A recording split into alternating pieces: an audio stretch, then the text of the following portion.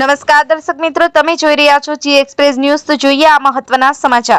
સરહદી વિસ્તારમાં મોટા શહેરો જેવી અત્યાધુનિક સ્વાસ્થ્ય સુવિધાઓ મળી રહે તે માટે આજે થરાદની નવીન ડિસ્ટ્રિક્ટ હોસ્પિટલનું ખાતમુહૂર્ત અને ભૂમિપૂજન ગુજરાત વિધાનસભાના અધ્યક્ષ શંકરભાઈ ચૌધરી અને આરોગ્ય મંત્રી ઋષિકેશભાઈ પટેલના વરદ હસ્તે કરવામાં આવ્યું।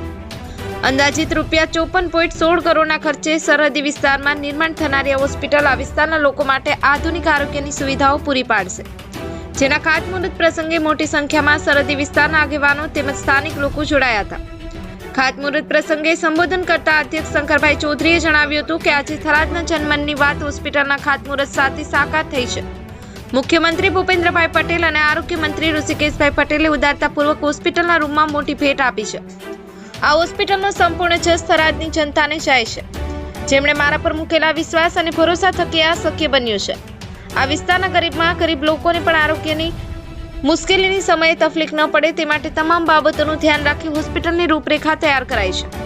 આ પ્રસંગે સાંસદ પરબતભાઈ પટેલ, ધારાસભ્યશ્રીઓ પ્રવીણભાઈ માળી, માવજીભાઈ દેસાઈ, લવિંગજી ઠાકોર, જિલ્લા કલેક્ટર વરુણકુમાર બરનવાલ, પોલીસ અધિક્ષક અક્ષયરાજ મકવાણા, પૂર્વ સાંસદ દિનેશભાઈ અનાવાડિયા, પૂર્વ ધારાસભ્ય શશિકાંતભાઈ પંડ્યા, ગોવાભાઈ દેસાઈ, માવજીભાઈ પટેલ, સંગઠન મહામંત્રી કનુભાઈ વ્યાસ, બનાસ બેંકના ચેરમેન સવસીભાઈ ચૌધરી, નાયબ નિયામક ડોક્ટર તૃપ્તિબેન દેસાઈ સહિત આગેવાનો ઉપસ્થિત રહ્યા હતા।